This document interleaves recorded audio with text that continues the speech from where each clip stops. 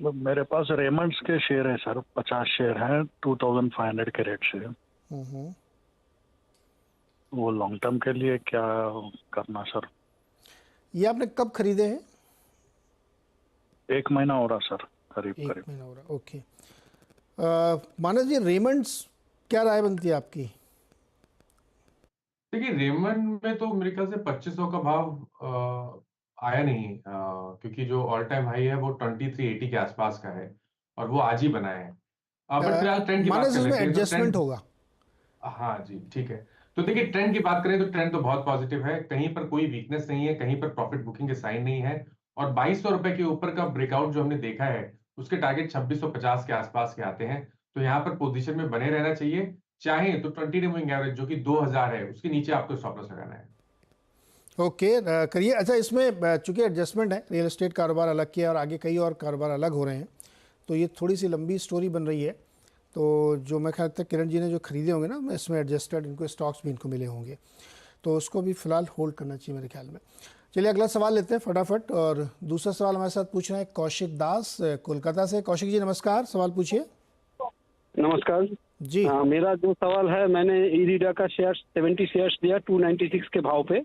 मेरा long term का motive है, तो मुझे ये शेयर होल्ड करना चाहिए या अभी सेल कर देना चाहिए? थोड़ा बताएं।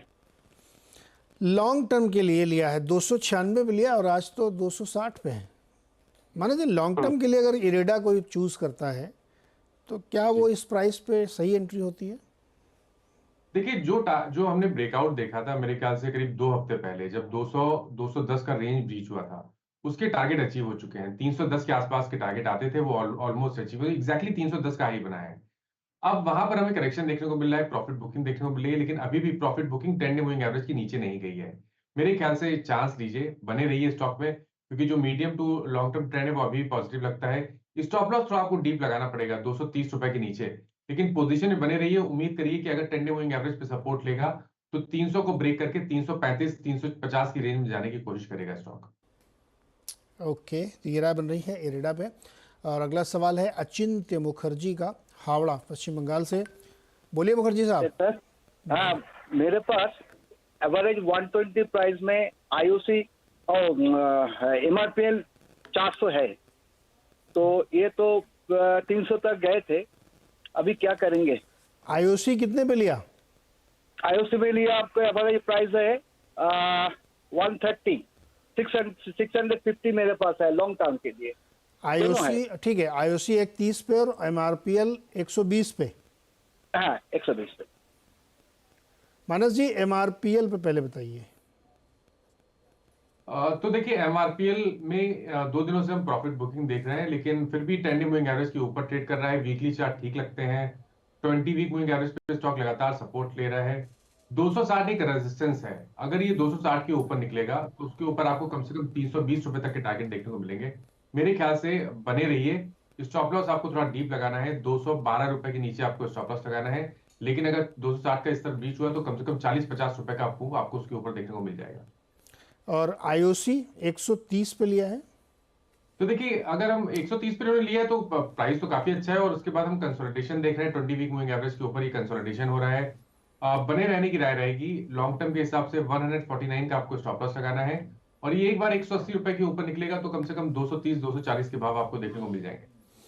180 के ऊपर गया तो 230 240 तक जा सकता है आईओसी। तो अर्जुन जी, आप मुखर्जी, आपको दोनों होल्ड करने की सलाह मिल रही, एमआरपीएल भी और आईओसी भी। कोई दिक्कत की बात नहीं, बढ़िया ट्रेड लिया आपने। अगला सवाल है रोशन कुमार का, सूरत गुजरात से। रोशन जी बताइए। हेलो सर, मेरा सवाल है आइडिया पे। आइडिया मेरा शेयर है, एक 18 के प्राइस पे एक 4700 शेयर है।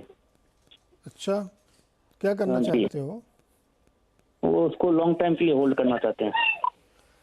लॉन्ग टर्म के लिए माना जी, आइडिया बहुत लोग है, ये देश का सवाल है। रोशन जी के अलावा भी लाखों लोगों का सवाल है ये, कि आइडिया में क्या करना चाहिए। 4700 शेयर ले रखे हैं इन्होंने 18 रुपये प्राइस पे, अभी तो मैं ख्याल 16.5 पे चल रहा है, 16.25 पे। क्या राय बनती इस पे? देखिए, यहाँ पर करंट लेवल से रिस्क कम है, लेकिन रिवॉर्ड काफी ज्यादा है। अगर हम रिस्क की बात करें तो 200 मूविंग एवरेज जो कि अब 14 रुपए के आसपास हो गया है, उसके नीचे स्टॉप लॉस लगाइए। तो 13 रुपए के आसपास स्टॉप लॉस लगा के आप पोजीशन को मीडियम टू लॉन्ग टर्म के लिए होल्ड करिए। ये स्टॉक जब भी 19 रुपए 20 रुपए के ऊपर निकलेगा तो नया मूव देखने को मिलेगा, जिसमें आपको शायद 32 रुपए तक के टारगेट भी देखने को मिल सकते हैं। तो अगर हम रिस्क रिवॉर्ड के हिसाब से देखें तो नीचे केवल 3-4 रुपए का रिस्क है, लेकिन ऊपर की तरफ रिवॉर्ड काफी ज्यादा है। तो उस लिहाज से आप बिल्कुल बने रह सकते हैं, लेकिन स्टॉप लॉस 13 रुपए का आपको डेफिनेटली लगाना पड़ेगा। 13 पे आए तो क्या और खरीद भी सकते हैं? बिल्कुल खरीद सकते हैं, मेरा भी ये समझना है, क्योंकि मैं भी टेक्निकली थोड़ा सा बुलिश हूँ मीडियम टर्म चार्ट पे आइडिया में। तो मेरा रिकमेंडेशन तो खरीदारी करने का ही रहेगा, लेकिन 13 रुपए का स्टॉप लॉस जरूर लगाना है पोजीशन। ओके, 13 रुपए का स्टॉप लॉस लगाइए। ऊपर के टारगेट 30 तक भी हो सकते हैं, लेकिन समय देना पड़ेगा आपको इस स्टॉक पे, तो इसलिए स्टॉप लॉस का ज़रूर ध्यान रखिएगा कि 13 रुपए पे लगना चाहिए। चलिए अगला सवाल